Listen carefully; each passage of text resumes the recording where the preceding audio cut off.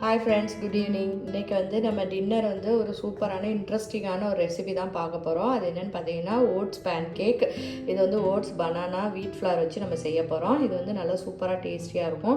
Try பண்ணி பாருங்கள். கண்டிப்பாக உங்களுக்கு என்னோடய வீடியோஸ்லாம் பிடிச்சிருந்ததுன்னா சப்ஸ்கிரைப் பண்ணி பக்கத்தில் இருக்க பெல் ஐக்கானை கிளிக் பண்ணிக்கோங்க. நம்மளோட சேனலில் பார்த்தீங்கன்னா 30 days வெயிட் லாஸ் சேலஞ்ச் வந்து போயிட்டுருக்கு. இதில் வந்து நான் இன்றைக்கி 4வது நாள் டின்னர் ரெசிபி தான் இன்றைக்கி போஸ்ட் பண்ண போகிறேன். நீங்களும் வந்து பாருங்கள், உங்களுக்கு கண்டிப்பாக வந்து இன்ட்ரெஸ்டிங்காக இருக்கும். ஒவ்வொரு நாளும் டிஃப்ரெண்டான ஃபுட்டு வந்து நம்ம இதில் எடுத்துக்கலாம். ஓகேவா? ஓகே, இன்றைக்கி வந்து நம்ம நைட்டு சாப்பிட்ற டின்னரில் பார்த்திங்கன்னா நம்மளுக்கு எல்லா விதமான நியூட்ரிஷனும் நம்மளுக்கு கிடைக்கணும். அதுக்கு ஏற்ற மாதிரி நம்ம பிளான் பண்ணணும். அதுக்காக ஓட்ஸ் வந்து நம்ம டெய்லி ஒரு நாளைக்கு ஒரு டைம் மாதிரி சேர்த்துக்கிட்டோம்னா நம்மளுக்கு வெயிட் லாஸ்க்கு ரொம்ப ஹெல்ப்ஃபுல்லாக இருக்கும்.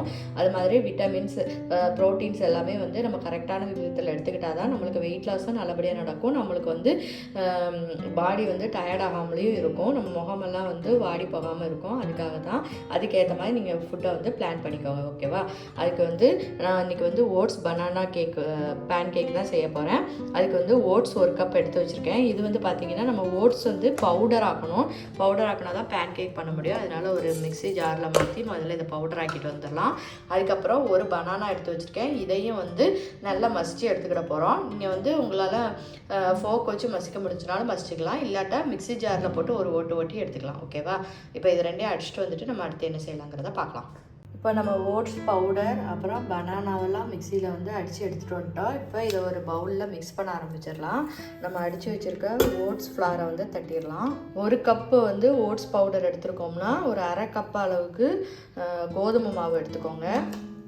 கோதுமை மாவு போட்டாச்சு. அப்புறம் ஒரு பிஞ்ச் அளவுக்கு சோடா உப்பு போட்டுக்கோங்க. கொஞ்சமாக வந்து பேக்கிங் பவுடர் போட்டுக்கோங்க. இது ஆப்ஷனல் தான், நீங்கள் வேணால் போட்டுக்கலாம், இல்லாட்டா விட்டுடலாம். இப்போ நம்ம அரைச்சி வச்சுருக்க வாழைப்பழத்தை இதில் ஆட் பண்ணிடலாம். அவ்வளோ. அடுத்து கொஞ்சம் வெண்ணிலா எசன்ஸ் ஊற்றிக்கலாம். 2 டேபிள் ஸ்பூன் அளவுக்கு தயிர் சேர்த்துக்கலாம். நான் வந்து லோ ஃபேட் தயிர் தான் சேர்த்துருக்கேன். இப்போ வந்து ஒரு அரை கப் அளவுக்கு பால் ஊற்றிக்கலாம். அதுவும் லோ ஃபேட் மில்க் தான் ஊற்றிருக்கேன். கொஞ்சம் இனிப்புக்கு வந்து தேன் ஊற்றிக்கிறேன். உங்களுக்கு வேணா ஊற்றிக்கோங்க, இல்லை வாழைப்பழ இனிப்பே போதுனாலும் அப்படியே விட்டுடலாம். நான் கொஞ்சமாக வந்து தேன் சேர்த்துருக்கேன். இப்போது எல்லாமே சேர்த்தாச்சு. இதை வந்து கொஞ்சம் நல்லா மிக்ஸ் பண்ணிக்கோங்க. நம்ம தோசை மாவு பதத்துக்கு நம்ம நல்லா கரைச்சிக்க போகிறோம். இதில் வந்து உங்களுக்கு தண்ணி பத்தலை அப்படின்னா கொஞ்சம் வந்து நீங்கள் தண்ணி சேர்த்துக்கோங்க.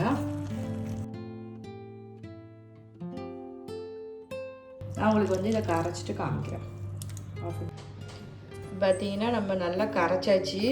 இப்படி நல்லா கொஞ்சம் கட்டியாக இட்லி மாவு பதத்துக்கும் இல்லாமல் கொஞ்சம் தோசை மாவு பதத்துக்கும் இல்லாமல் இடப்பட்ட இதெல்லாம் கரைச்சி வச்சுக்கணும். இப்போது நம்ம தோசைக்கல்ல ஊற்றிடலாம். இந்த நேரத்தில் உங்களுக்கு ஸ்வீட் பத்துமான்னு பார்த்துக்கோங்க. ஸ்வீட் பத்தலைன்னா நீங்கள் தேன் ஊற்றிக்கோங்க, இல்லாட்டா கூட ஒரு வாழைப்பழம் அரைச்சி ஊற்றிக்கோங்க. நீங்கள் வேறு சீனி எதுவும் சேர்த்துறாதீங்க. சேர்த்திங்கன்னா இது வந்து வெயிட் லாஸ் ரெசிபி கிடையாது. ஓகேவா? ஓகே, இப்போ தோசைக்கல் சூடானோன்னு நம்ம ஊற்றலாம்.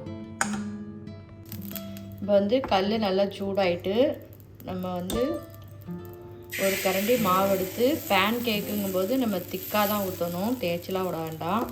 இப்போ இது ஒரு பக்கம் வெந்ததுக்கப்புறம் மாற்றி போட்டு எடுத்துடலாம். வேகட்டும், பார்க்கலாம்.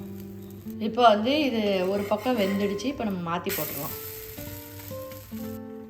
இப்போ இது நல்லா வெந்துடுச்சு. இப்போ எடுத்து பிளேட்டில் மாற்றிடலாம்.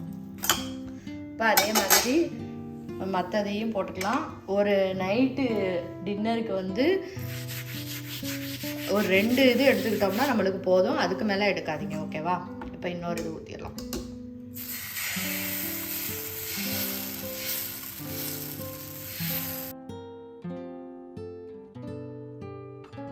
இப்போ பார்த்தீங்கன்னா நம்மளுக்கு டிஃப்ரெண்ட்டான ஒரு டின்னர் வந்து ரெடி ஆயிடுச்சு. இது வந்து பேன் கேக்குங்கிறது நம்ம தோசை மாதிரி தான். ஆனால் என்ன, நம்ம வந்து கொஞ்சம் ஹெல்த்தியான இதெல்லாம் போட்டு நம்ம இன்க்ரீடியன்ட்ஸ்லாம் போட்டு செஞ்சுருவோம். இது வந்து என்னைக்காவது ஒரு நாளைக்கு டிஃப்ரெண்ட்டாக சாப்பிட்ணுன்னு நினைக்கும் போது இதை வந்து நீங்கள் கண்டிப்பாக ட்ரை பண்ணி பாருங்கள். ட்ரை பண்ணி பார்த்துட்டு எப்படி இருக்குன்னு எனக்கு கமெண்ட்ஸில் சொல்லுங்கள். ஓகே ஃப்ரெண்ட்ஸ், நெக்ஸ்ட் வீடியோவில் பார்க்கலாம். பாய், குட் நைட்.